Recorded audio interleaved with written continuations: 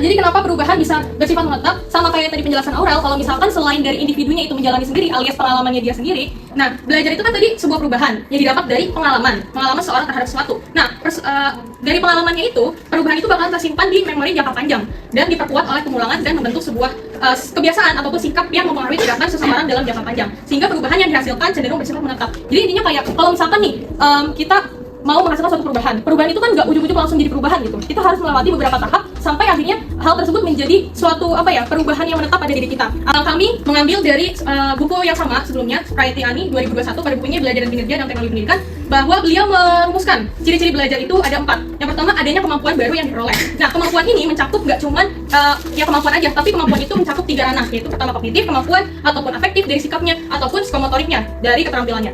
Yang kedua, perubahan berlangsung secara terus-menerus. Nah, perubahan berlangsung secara terus-menerus sehingga hasilnya dapat disimpan dan menetap serta dapat digunakan untuk situasi yang berbeda ataupun hasilnya itu bisa digunakan untuk jangka waktu yang panjang. Selanjutnya, perubahan tersebut melalui usaha yang terjadi akibat interaksi dengan lingkungan. Yang tadi anak kecilnya itu dia berinteraksi langsung dengan lingkungannya, dia berinteraksi langsung dengan sepedanya, dia latihan terus setiap hari sehingga melalui latihan pemberian stimulus, yaitu dia latihan memecahkan masalah, penugasan dan dilengkapi dengan ini kalau misalnya ini contohnya ya, memecahkan masalah, penugasan dan dilengkapi dengan media pembelajaran serta sumber belajar yang ada. Terus selanjutnya ada perubahan perilaku tersebut disebabkan karena adanya mental dari individu. Maksudnya mental dari individu ini adalah gimana caranya individu itu pas lagi melakukan pengalaman itu gak cuma ngelakuin aja, tapi ada sikap aktif dari individunya ini dalam melakukan pengalaman tersebut. Nah, yang kedua, ciri-ciri belajar dari salah satu buku yang diterbitkan oleh Prof. Erwin Sinaga dan Wijaningrum tahun 2023 pada bukunya berjudul Belajar dan Pembelajaran edisi ketiga, yang dimana beliau melihat dari pengertian tadi Ambrose et al. Pada tahun 2010. Yang pertama, belajar adalah suatu proses, bukanlah suatu produk ataupun sesuatu yang berwujud. Belajar tercermin dalam perilaku dan kinerja seseorang. Jadi belajar itu adalah proses internal seseorang. Kedua, adanya perubahan dalam arti luas, yaitu perubahan dalam pengetahuan, sikap, dan keterampilan seseorang. Sama ya kayak tadi sebelumnya di bukunya Bu Suprayati. Dan perubahan tersebut bersifat jangka panjang. Yang ketiga, peserta didik harus aktif melakukan kegiatan yang dimana pengalaman menjadi kondisi penting yang diperlukan untuk proses belajar.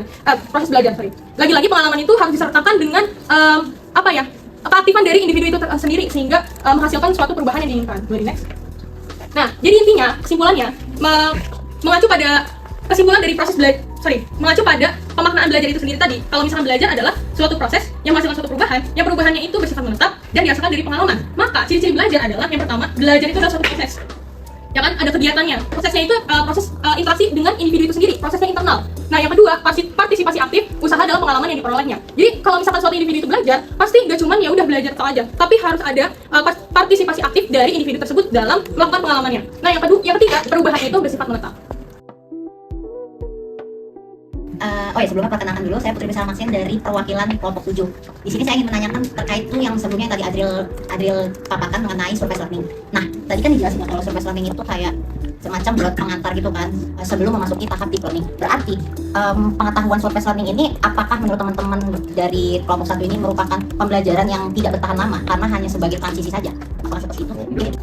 Kenapa sebenarnya itu gampang lupa? Karena biasanya cuma berfokus hafalan jangka pendek. Jadi begitu kayak dicontohkan untuk ujian nih, ujian besok pelajaran ini, jadi kita ngapain malam kayak gumus-gumusan kayak kita mikir pas ujian selesai kayak alhamdulillah udah lupa gitu kan. Beda dengan deep learning. Kalau deep learning itu ibaratnya kayak tadi saya bilangin memasak nasi goreng.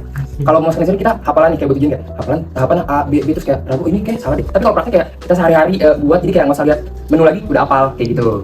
Jadi intinya kenapa cepat lupa karena nggak diterapin pada kehidupan sehari-hari, jadi pelupa aja gitu. Teman-teman belajar trigonometri? Belajar kok semua ya, nggak mesti IPA doang ya. Terus sin cos tangen, kira-kira tuh buat apa sih belajar gituan?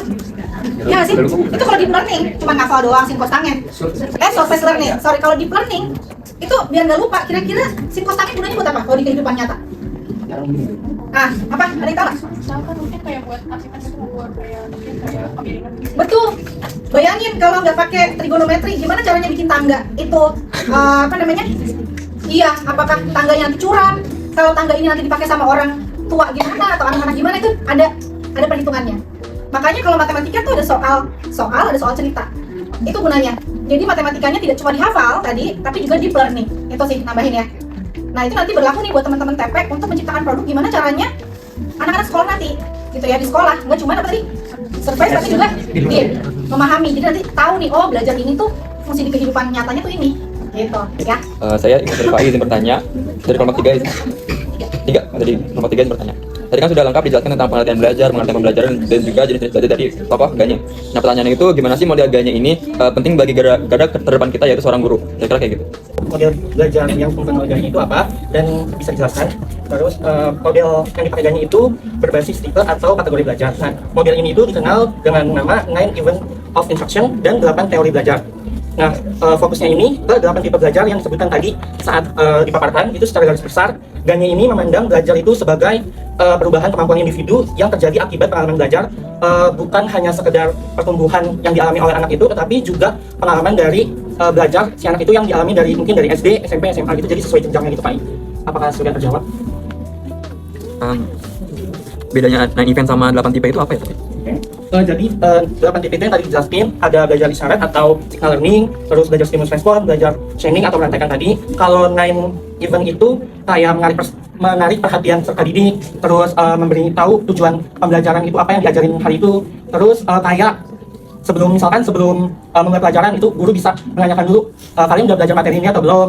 Kalau misalkan belum, bisa ditampilin video atau semacam permainan yang bisa dilakukan oleh guru. Jadi kalau jenis itu buat si siswanya itu, berarti kalau 9 event itu buat si gurunya itu ya berarti. Thank you.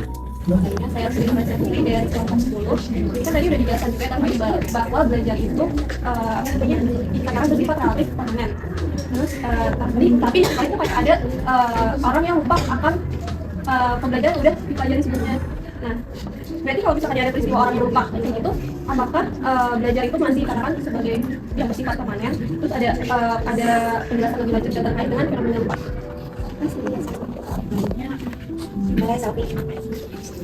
Tadi pertanyaannya intinya kalau misalkan dikatakan proses belajar itu hasilnya permanen, kenapa masih ada aja orang yang lupa? Nah, gini, lupa itu kan nggak berarti hasil belajar itu hilang sepenuhnya kan, tapi melainkan hasil belajarnya itu hanya menurun dalam aksesibilitas.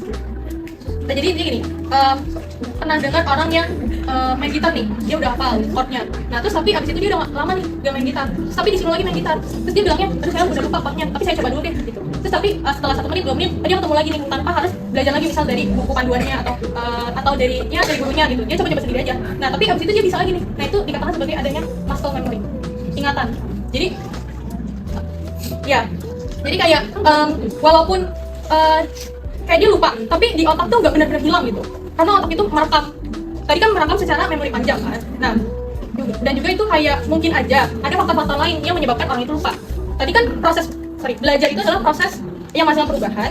Nah, perubahan itu bersifat menetap. Nah, menetapnya itu dihasilkan dari pengalaman yang terus berulang-ulang kan.